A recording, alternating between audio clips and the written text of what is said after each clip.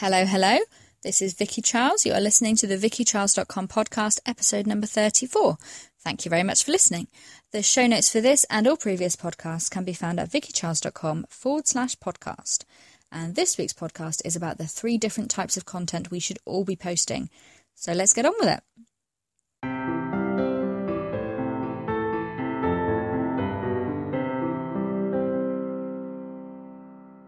Welcome to episode number 34 of the vickycharles.com podcast. This week's podcast is about the 3 types of content we should all be posting. I got this from a podcast by Chris Ducker that I listened to a little while ago, where he was talking about the 3 types of content we should all be producing. And I just found it really interesting and kind of a bit of a kind of turning point for me, where I thought, oh yeah, you're right. So I thought I would share that here and share my thoughts about them as well. So the first type of content is educational content, and I don't mean kind of learning to read and write, but any content where you're helping people.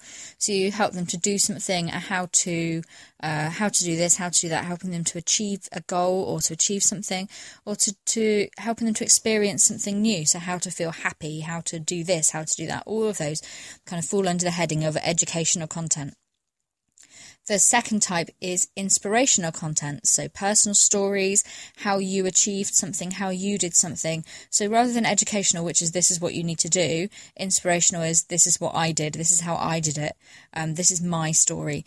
Those work really well. Bloggers write a lot of those, and they tend to be really inspirational purely because bloggers have been through a lot of things collectively. We've done a lot of things differently. People have had a lot of experiences, and when you share those experiences, people really connect to that. The third type of content is entertainment, and I think pretty much everything else falls into that category. So, lolcats, toddlers falling over, videos of this, all sorts of things tend to all fall under the entertainment bracket. Now, it's worth bearing in mind those 3 types of content. I'm not just talking about your blog here and blog posts, but all of the content you produce and post everywhere. So on Instagram, on Facebook, on Twitter, everywhere that you post content, you should be thinking about these 3 different types. I think a lot of us post too much of one thing. So a lot of people will post too much kind of inspirational stuff, and then after a while it's like, yeah, I know you did that, well done, I'm not inspired anymore. Or we'll post too much entertainment stuff, and you're like, oh, you posted a lolcat yesterday. I've seen lolcats. I've seen a picture of your toddler. I know I'm so bad. I really shouldn't be saying that because I'm terrible for posting just endless pictures of my toddler. But really, after a while, I think people do get a bit fed up. Or you can post too much educational stuff, and all you're ever posting is how-tos, and then you turn into kind of Wikipedia, and people will only come and find you if they want to know how to do something. So the trick is to get a balance of all 3. So how do you do that? How do you get a balance of the 3 different types of content?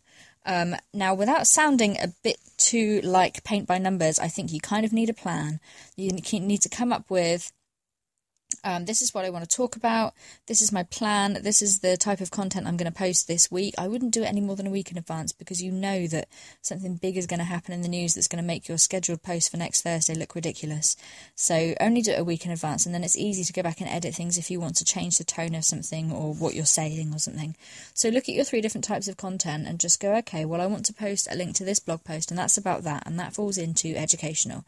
And then I want to post a link to this blog post, and that is more inspirational, and then this one is entertainment. So those are my 3 posts that I want to focus on this week.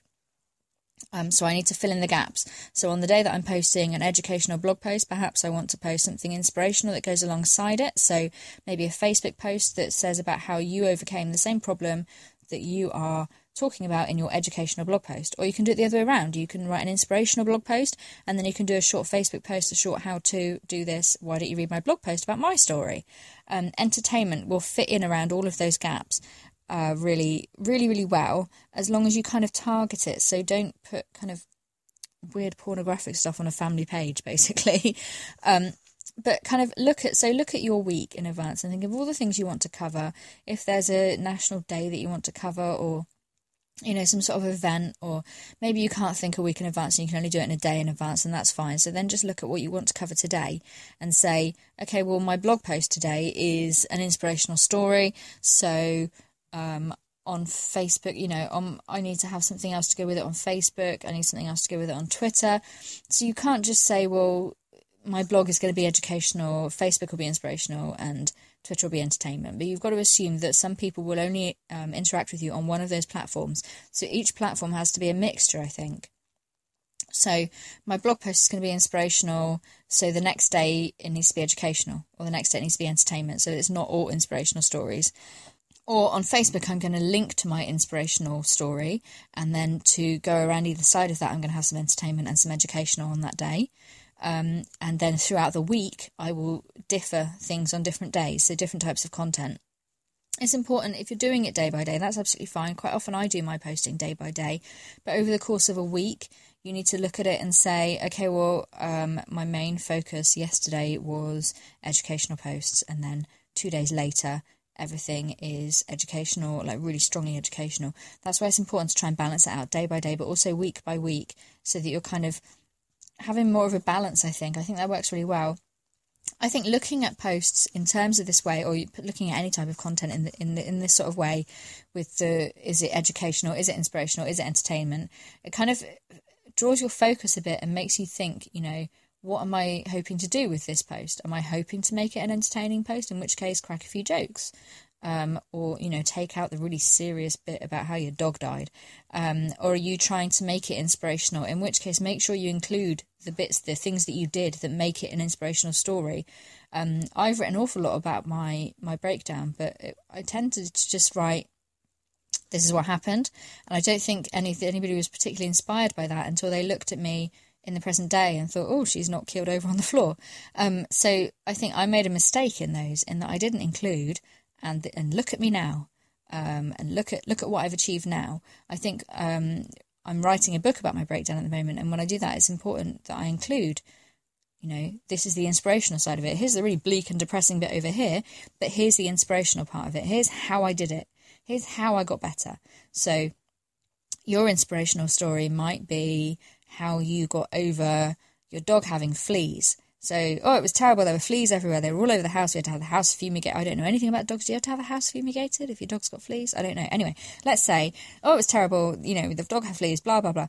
That on its own is quite depressing. It might be entertaining. It might fall under entertainment if you make it quite funny that the dog has fleas and you're all scratching.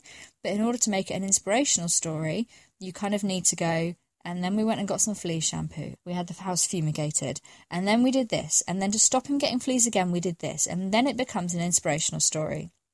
And off the back of that, you can write an educational story, how to avoid your dog getting fleas, how to get over your dog having fleas, how to choose somebody to fumigate your house. You can get an awful lot of different bits of content out of one thing that's happened to you. The trick is to know which category you want to put it in, whether you want it to be an educational thing, an inspirational thing, or an entertainment thing. You can try and put all three of them together, but then I think you're just kind of muddying the waters a bit and making it a bit confusing, because you're kind of going, how to do this, and then cracking jokes. And some people are like, well, I want to know how to do it. I don't want to know, like, a joke, and I don't want to know how it was really funny that you fell down the toilet while you did it.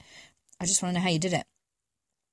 So basically, just the idea is that we keep these three categories in mind when we're writing content, and we say to ourselves, okay, what kind of Facebook post am I writing? Am I trying to be educational? Am I trying to be entertaining? Am I trying to inspire people?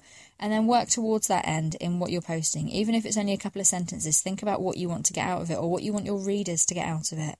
What do you want your readers to take home from this? Do you want them to be entertained? Do you want them to be inspired? Or do you want them to be educated? And working towards that end, I think, really helps things. So that was episode number 34 of the VickyCharles.com podcast, 3 different types of content. You can find the show notes for this and all previous shows at VickyCharles.com/podcast. And you can also find this podcast on Stitcher Radio, where I'd love it if you would leave me a review, or on Spreaker. And eventually I will get it onto iTunes when I figure out what I'm doing. Meanwhile, if you'd like to leave me a comment, I would love to hear what you think about this. You can leave a comment on my blog, or you can go to facebook.com/VickyCharlesWriter. On Twitter, I am at VickyCWrites, and on Instagram, I'm also at VickyCWrites. That's it from me this week. Thank you very much for listening.